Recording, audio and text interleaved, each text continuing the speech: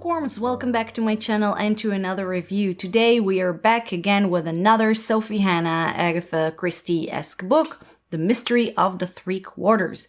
If you're not familiar with Sophie Hannah, she wrote a few books in the style of Agatha Christie. And if you're not familiar with Agatha Christie, then shame on you. Agatha Christie is one of the most notable and famous figure in detective literature. She was also called the Queen of Crime, and together with Sir Arthur Conan Doyle and Edgar Allan Poe, they basically wrote the book on the classic detective genre.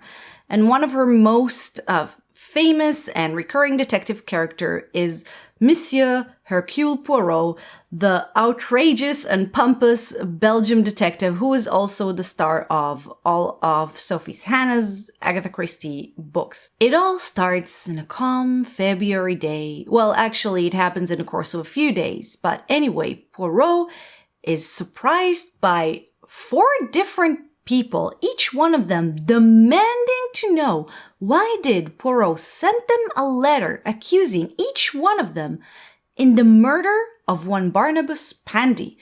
Needless to say, Poirot is just as surprised as they were because he has no idea who these 4 people are, never sent any of them any letters, he had never heard of Barnabas Pandy, let alone knowing that he died and a murderer is afoot.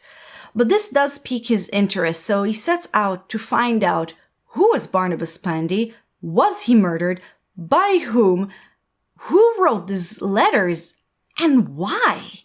I was really amused by this setting of the mystery, and this really sets the tone for the entire book. Now, some of you, whether you are familiar with Agatha Christie's style or not, might think there is something almost silly about this plotline, and you wouldn't be very wrong. This was an Agatha Christie light. It had all the basic elements, it had the right detective, but everything is kind of like a diet version of it. And as much as I'm a huge Agatha Christie fan, I was actually not very bothered by it. I already read 2 other Sophie Hannah books, so I knew what to expect. She does a pretty good job, but I just don't get why she insists in writing in Agatha Christie style and her books kind of look like the shadow of the original instead of just writing her own thing with her own original detective simply inspired by the tone of Agatha Christie novels. But personally, I really enjoyed reading something so entertaining, fun, and familiar, especially after the last book that I read and reviewed that was a lot heavier and very tedious. I do think it's a shame, though, that it was painfully obvious that this book was written in modern times despite taking place in the earlier part of the 20th century. It has so many topics and elements from modern time, like toxic people, trolls, social justice warriors, Karens, body positivity, etc. But regardless, as I said, if you're looking for something light, fun, a thrilling detective novel in a very classic style, I had fun with this book. It kept me on my toes, it was a fast read. The word that kept coming to my mind was delightful. That is, until the ending. You know these parts in detective books where the detective calls all the relevant characters in order to give a solution, explain everything, answer all the questions, tie all the loose ends. And at least I can say this positive thing. Answers are given, loose ends are tied. At least we got that. But as far as the solution goes, in short, it was stupid. In not so short, it was so ridiculously convoluted, I kept wondering how this meeting with the editors went.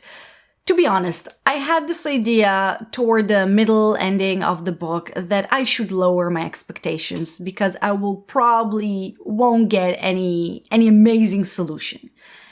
And it's a good thing that I did. So to conclude, I think this book's premise speaks for itself. It was a fun, lightweight, fast read. It suggests an interesting mystery with amusing characters, and it's definitely not heavy. Basically, it's the perfect flight book. If you like classic detective books and you have a few hours to kill, go for it. But still, if not, with all due respect, read the original Agatha Christie novels. I promise you, her stories will also fascinate you, and you won't be able to stop until you know all the answers and you get to the end of the mystery. And I dare you to try and solve the mystery of her books together with a detective character.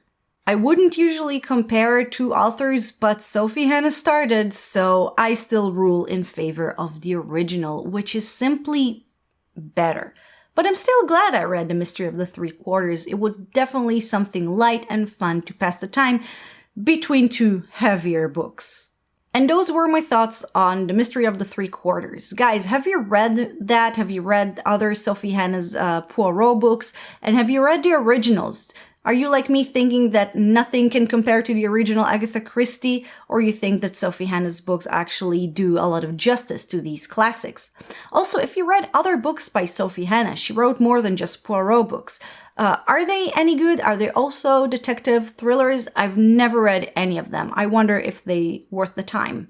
And that's it for my video, guys. Thank you very much for watching. I really hope you enjoyed this video. If you did, please don't forget to click the like button to show your support, but also to subscribe to my channel if you dare. Also, write down in the comment section what is your favorite classic style detective book. Guys, thank you again for watching, and I'll see you next time.